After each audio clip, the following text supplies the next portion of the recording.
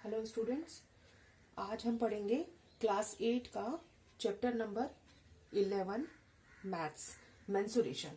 Okay, उसके अंदर पढ़ेंगे area of polygon. Area of polygon के अंदर हम पढ़ेंगे रोम्बस। क्लियर?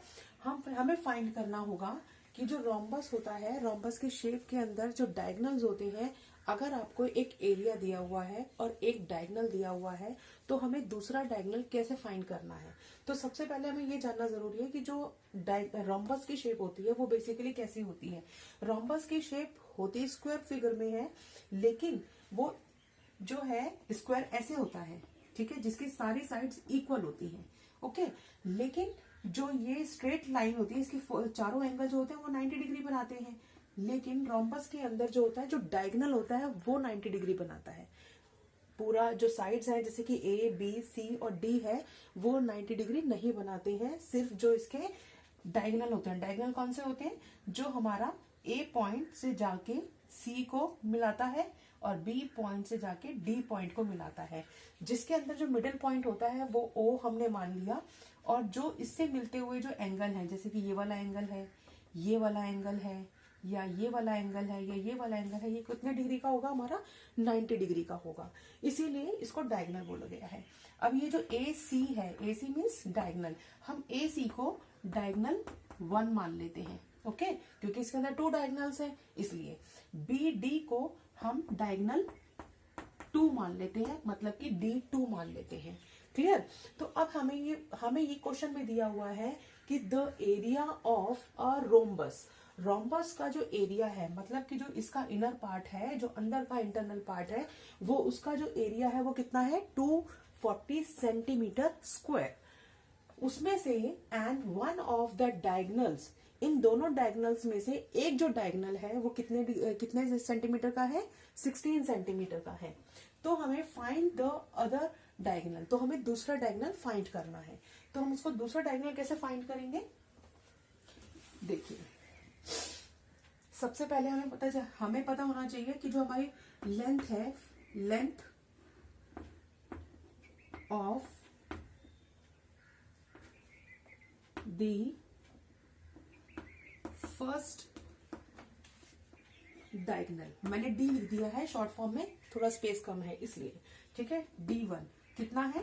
16 सेंटीमीटर। क्लियर? अब length of the other diagonal, हमें लेंथ निकालनी है, ठीक है। तो हमें फाइंड करने के लिए क्या करना पड़ेगा? और एरिया ऑफ द डायगोनल क्या दिया हुआ है? एरिया ऑफ द रोम्बस, ठीक है। रोम्बस कितना दिया हुआ है? 240 सेंटीमीटर स्क्वायर। अब हमें पता होना चाहिए कि जो रोम्बस का जो एरिया है वो क्या है, ठीक है। तो एरिया ऑफ रोम्बस क्या होता है? एरिया ऑफ रोम्बस क्या होता है? 1/2 half of D1 multiply D2। Clear? तो इस तरीके से हम इसको फाइंड कर सकते हैं। अब हमारे पास, हमें ये पता है कि हमें एरिया ऑफ रोम्बस भी दिया हुआ है, और एरिया ऑफ रोम्बस के अंदर से हमें एक डायगोनल दिया हुआ है।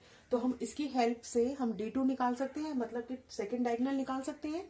तो चलिए निकाल कर देखते हैं।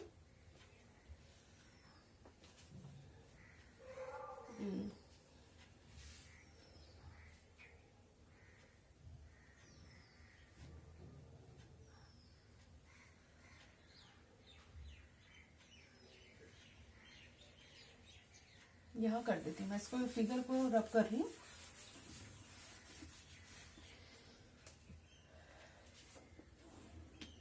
ये देखिए, 240 is equal to 1/2 multiply 16 multiply D2। Okay, तो अब हम यहाँ पर 2 से इसको काट सकते हैं। 2 8 जा 16, डन। तो 240 इज इक्वल टू 8 D2। अब D2 इज इक्वल टू क्या होगा? हम 8 को लेफ्ट हैंड साइड पर ले आएंगे और 240 से 40 को डिवाइड कर देंगे, किससे? 8 से। ओके, तो ये हमारा हो गया 8 3 जा 24 0। तो मतलब कि D2 जो हो गया वो हमारा 30 सेंटीमीटर हो गया, ठीक है। तो हमने क्या किया, हमने एक एरिया दिया हुआ था किसका, रोम्बस का, 240 सेंटीमीटर था, और उसमें से जो डायगनल था, जो रोम्बस के दो डायगनल होते हैं उसमें से एक डायगनल था 16 सेंटीमीटर का, और हमें दूसरा फाइंड करना था।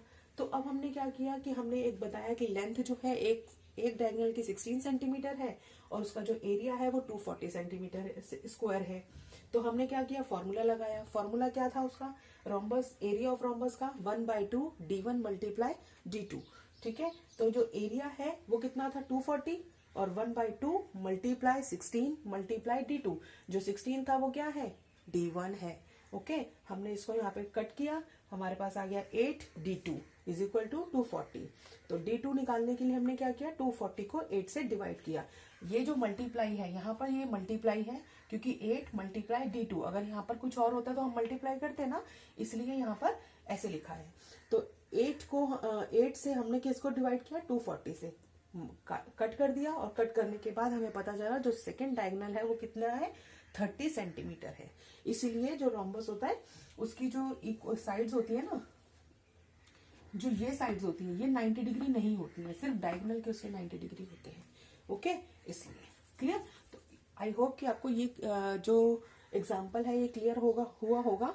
तो आज की क्लास में आपने ये सीखा कि जो एरिया ऑफ रोम्बस की साइड अगर दिया हुआ हो तो हम सेकंड डायगोनल कैसे निकालते हैं।